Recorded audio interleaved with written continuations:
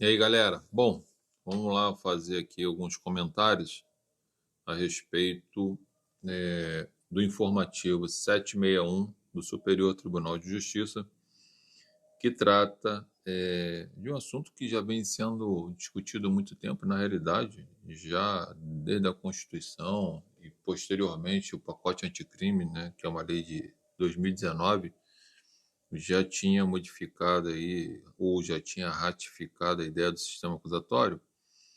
E, para nossa surpresa, eu não vou nem dizer surpresa, né? Para continuar os absurdos acontecendo, eu vou ler aqui um julgado que ocorreu e que o STJ declarou nulidade, né?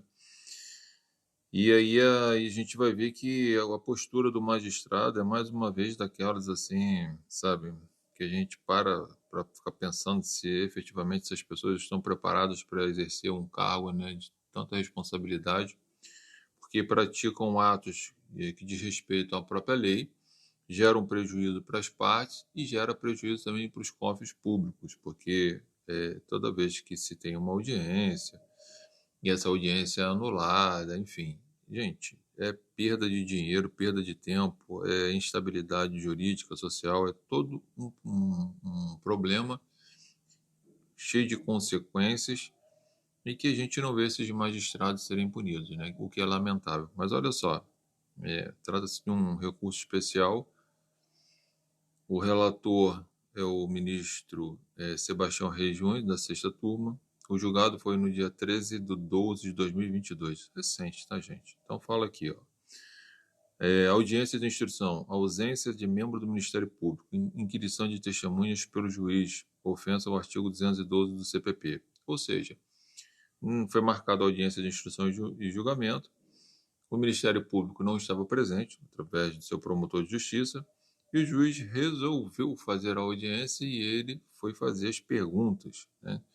Como se ele agora fosse o órgão acusador e o próprio órgão julgador. Quer dizer, é um verdadeiro justiceiro, né?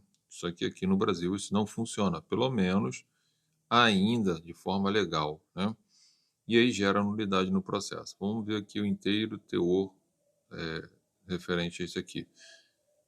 Fala aqui, ó. A ausência do membro do Ministério Público na oitiva de testemunhas da acusação durante a audiência de instrução e julgamento, né, não permite que o magistrado formule perguntas diretamente a estas, assumindo a função de princípio do parquê, ou seja, do Ministério Público, né? Então, o juiz se auto-investiu ali de poderes, né, para poder tanto atuar como promotor de justiça, como atuar como magistrado. São coisas que realmente não dá para entender. Então vamos lá. No caso, em audiência realizada para a oitiva das testemunhas de acusação e de defesa, ante a ausência do representante ministerial, todos os questionamentos inquisitórios destas com vista a produzir provas da acusação foram formulados pelo magistrado. Então o promotor sentou ali, o juiz sentou ali e falou: ó, o promotor não está presente, eu vou fazer a audiência, eu vou fazer as perguntas, estou substituindo ele, né? E aí, como se isso fosse a coisa mais normal do mundo. Eu fico vendo, pensando como é a defesa ou a defensoria pública que fica nesse caso, né? É a vontade de levantar e ir embora, se você levanta, vai embora, querem aplicar multa. E pergunta é: será que esse magistrado foi punido? Será que esse magistrado sofreu alguma sanção administrativa, civil, penal, por causa, né, até dos crimes de abuso de autoridade? Enfim, a gente fica esperando algum resultado aí para que isso, de uma vez por todas, suma do nosso meio, né? Mas ainda existe magistrado achando que ele está acima do bem e do mal, que ele pode exercer várias funções, mesmo não tendo competência para isso, e as coisas vão funcionando e gera nulidade no processo. A ausência do Ministério Público à audiência de instrução e julgamento não dá à autoridade judicial a liberdade de assumir a função princípio do parquê, que deve prosseguir a audiência sem as perguntas acusatórias, ou então suspender a audiência e marcar uma nova data, né? O papel do juiz aqui era o seguinte: ó, o Ministério Público não está presente, vamos prosseguir a audiência, já que o promotor não está presente, e vai ser realizadas as perguntas da defesa, ok? Ou, se quer respeitar um devido processo legal, né, economia processual e por aí vai, está preocupado com o dinheiro público, né, remarcasse lá a audiência para que não gerasse nenhum prejuízo. Oficiasse lá o superior do membro do Ministério Público para que tomasse as medidas necessárias. Ou aplicasse a multa, sei lá o que vai fazer, mas faça alguma coisa. Se fosse o advogado que não estivesse presente, provavelmente estariam oficiando na Ordem dos Advogados do Brasil e até aplicando multa. O magistrado, ao iniciar os questionamentos e formular a maioria das perguntas, assume o protagonismo na inquirição de testemunhas, presumindo-se o prejuízo sofrido pela defesa, né? Isso é um prejuízo, acho que é nem presumido, né? É absoluto, estampado. Tendo o magistrado agido em substituição à produção probatória que compete às partes, inquirindo diretamente os depoentes, violando o devido processo legal e o sistema acusatório, deve ser reconhecida a nulidade da colheita probatória realizada em desacordo com o artigo 212 do Código de Processo Penal. Esses magistrados, gente, têm uma dificuldade imensa de aceitar o artigo 212. Querem ser protagonistas, querem ser dono do processo, querem ser o dono das perguntas. Ainda não entenderam isso, por incrível que pareça. Isso aqui é característica de pessoas autoritárias, arbitrárias, né? E que parece que estão perdendo, tem medo de perder poder. O magistrado não está perdendo poder, ele só tem que exercer aquilo que é permitido a ele. Ele tem o poder de decidir, mas não o poder de mandar em desacordo com a lei.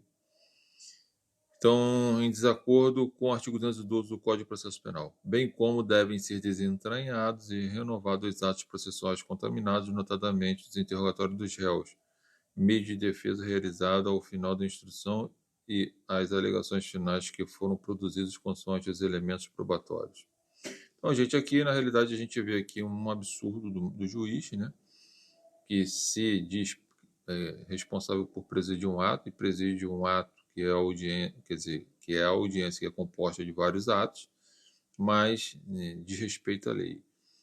Eu não sei realmente qual foi a estratégia da defesa, né? Se a defesa resolveu, porque aqui fala que foram feitas alegações, foram ouvidas também as testemunhas de defesa, fala que foram feitas alegações finais, então eu sinceramente teria, não sei, mas talvez teria lutado ali